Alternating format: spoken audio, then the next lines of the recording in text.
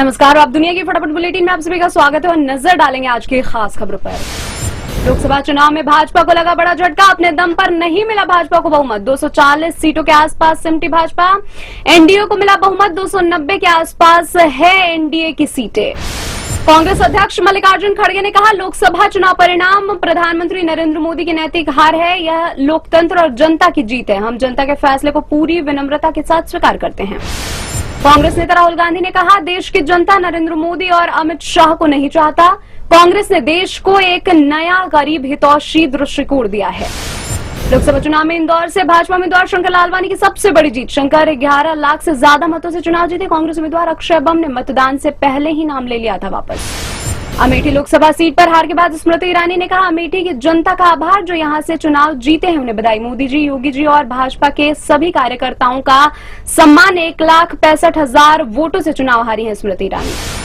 मध्य प्रदेश की विदिशा लोकसभा सीट पर मध्य प्रदेश के पूर्व मुख्यमंत्री शिवराज सिंह चौहान की बड़ी जीत। 8,20,000 से ज्यादा वोटों से जीते हैं शिवराज। इंदौर में सबसे बड़ी जीत के साथ नोटा ने भी बनाया रिकॉर्ड। इंदौर में नोटा को मिले हैं 2,18,000 से ज्यादा वोट। इससे पहले बिहार की गोपालगंज सीट पर 2019 में नोटा पर पड़े थे 51,000 से ज्यादा वोट।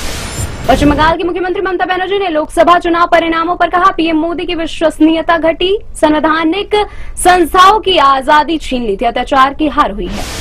नागपुर सीट पर चुनाव जीतने के बाद केंद्रीय मंत्री नितिन गडकरी ने कहा, मैं लोगों के प्यार और विश्वास के कारण जीता हूं। नागपुर के समग्र विकास के लिए प्रतिबद्ध रहूंगा। हिमाचल प्रदेश की मंडी लोकसभा सीट से जीत दर्ज करने वाली भाजपा उम्मीदवार अभिनेत्री कंगना रनौत ने कहा, इस जीत का श्रेय प्रधानमंत्री नरेंद्र मोदी को जाता है। कंगना ने अपने निकटतम प्रतिद्वंदी विक्रमादित्य सिंह को 74,755 मतों से हराया। तिरुवनंतपुरम लोकसभा सीट से लगातार चौथी बार जीत हासिल करने वाले कांग्रेस नेता शशि थरूर ने कहा, चुनाव परिणाम भाजपा के लिए एक सबक है कि जब वह सांप्रदायिकता के बजाय विकास जैसे अन्य रास्तों पर चलती है तो उसका बेहतर प्रदर्शन होता है।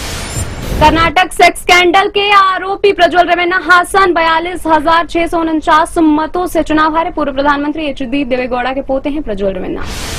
राज्य के घटक तेदेपा को अपने साथ आने का परोक्ष रूप से न्योता देते हुए कांग्रेस ने कहा, इंडिया गठबंधन आंध्र प्रदेश के विशेष राज्य का दर्जा देने के अधूरे काम को पूरा करेगा। कांग्रेस नेता जयराम रमेश ने कहा, विशेष राज्य का दर्जा कांग्रेस की गारंटी है।